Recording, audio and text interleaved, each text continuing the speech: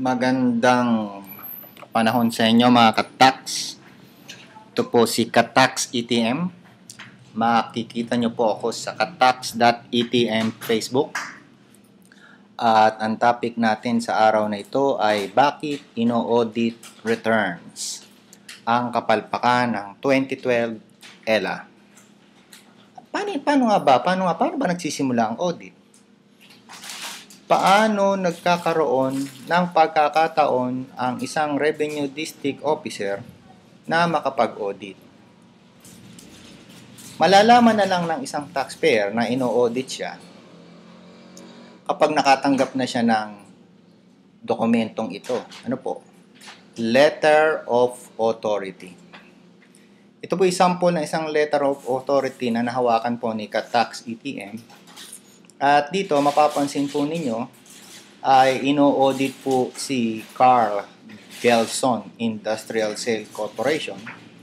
At ang ino-audit po sa kanya, kung makikita niyo po yung arrow, ay January 1, 2011 hanggang December 31, 2011. At ang sabi, ang pag-audit daw ay pursuant to audit criteria for taxable years 2009 at 2010. Dito pa lang po, malalaman po ninyo na hindi basta-basta nag-audit ang BIR. Kasi kailangang meron pong batas na nagsasabi na pwede na silang mag-audit. At ang batas na ito ay makikita nyo rito sa pursuant to audit criteria for taxable year 2009 and 2010. Tama po na pinirmahan po ito ng isang regional director at hindi po pwedeng pirmahan ito ng isang regional director unless meron po siyang pinanghahawakang dokumento na inaalaw siya ni commissioner na pumirma ng letter of authority. Ito nga po yung audit criteria for taxable years 2009 and 2010. Kung mapapansin po ninyo, yung criteria ay for 2009 and for 2010. Ito po yun. Pero ang ino-audit ay January 1, 2011 hanggang December 31, 2011. Meron na pong disparity. Ano po? So, hanapin natin kung ano po, saan nanggaling ito. Itong audit criteria for taxable year. I-confirm natin kung tama na nakasaad doon sa audit criteria for taxable years 2009-2010, nakasama sa coverage ang taxable year 2011. So, ito po yun. Titingnan natin. Ayan po.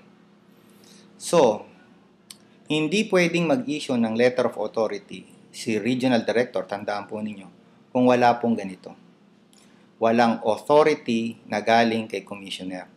Actually, ito po ay sa aking pong pag-aaral, ito po ay mali pa rin kasi dapat ang pumipirma po rito under Section 244 and 2 Section 10 ng National Internal Revenue Code ay si Secretary of Finance upon the recommendation of the Commissioner of Internal Revenue. Ito po yun.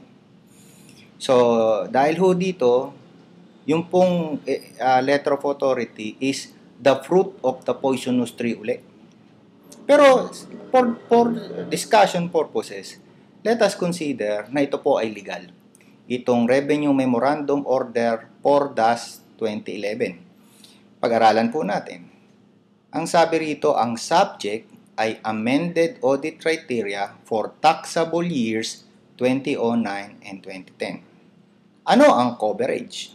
Ang coverage daw po is i-audit ang 2009 at i-audit ang 2010. Nakikita nyo ho yun. So, wala ho ritong nakasulat na dapat i-audit ang 2011. Sa makatuwid, yung pag-issue ng letter of authority ni Mr. Jonas Amora ay hindi po naaakma sa panuntunang o legal proceedings na itinadhana ni BIR Commissioner, si Kim Henares.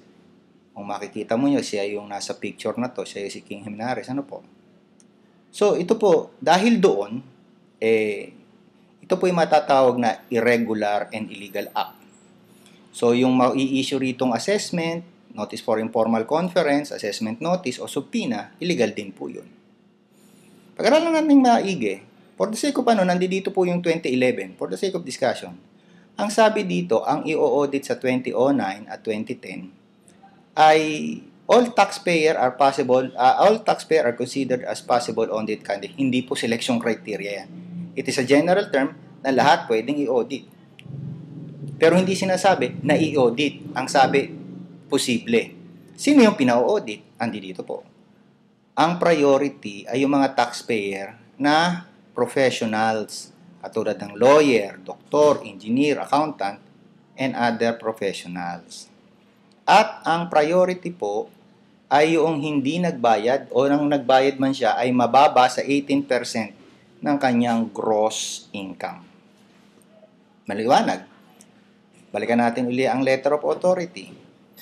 Nakasulat dito, ang ino-audit korporasyon. Ayun, no? So, ang korporasyon ang ino-audit. So, therefore, bakit isinama ang korporasyon? Hindi naman nakasama rito ang korporasyon ay i-audit eh. Ang sabi, ang i-audit ay professionals.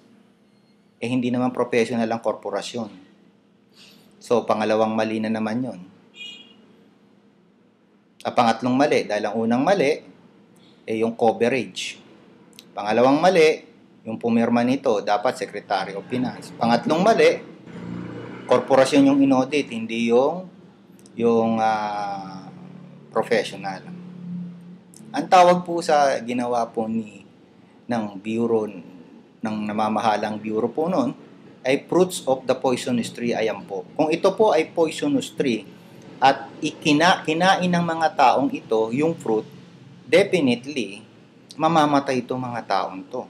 So, kung halimbawa, ito po yung regional director, at ito yung group supervisor, at ito yung revenue officer, binigyan siya ng illegal act, nagsimula yung act sa illegal, definitely, lahat ng gagawin nitong dalawang to, illegal na. Yun po ang ibig sabihin. Kasi ang pinanggalingan illegal, kaya ang mangyayari sa lahat ng kanyang tatrabahuhin, mga findings nila, magiging illegal na rin po. Ang tawag po dyan sa batas, ang legal doctrine po ay the fruits of the poisonous tree. Ayan. Kaya, mapapansin po ninyo, nanalo po si Carl Gelson, ito pong regional district officer na ang pangalan po ay nakatala dito. Ayan po yung pangalan niya. Makikita niyo po siya riyan. Ayan, o. Ayan. Nag-issue po siya ng letter. Ayan. Nire-recall niya yung letter of authority kasi kakancelin. Kasi there is error in the application of law and abuse of discretion. Ayan, nakikita niyo po ba yan? Ayan. Kaya yung may mga letter of authority sa 2012, 2010, 2011, 2012, at 2008, pwede nating i-cancel yun. Pwede ko kayong tulungan. Ha? Meron po kaming pre-legal help. Ayan po. Pwede namin kayong tulungan kung gusto nyo. At gusto ko rin po sanang imbitahan kayo na kumuha kayo ng computerized accounting system. Libre po yan. Computerized books of accounts, libre din po. Computerized payroll preparation, ayan. Libre po yan.